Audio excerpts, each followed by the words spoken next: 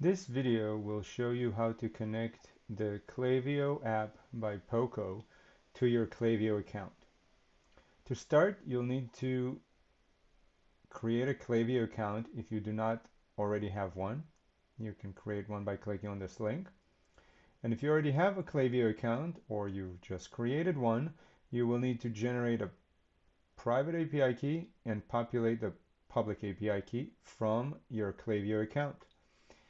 To do so, make sure you log into your Klaviyo account. Click on the bottom left side on your username and click on Settings.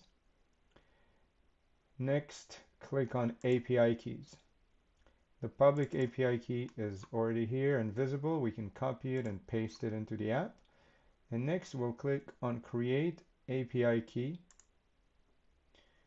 We're going to give it a name, for example, Wix.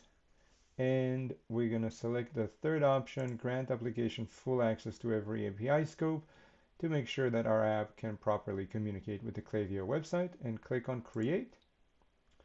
Once created, you can copy the private key, paste it into the app, and click Connect. And that's it. You are ready to start using the app. We will see you soon with another video giving an overview of all these options. If you have any questions, feel free to reach us. You can click the Contact Us button at the top. Thank you.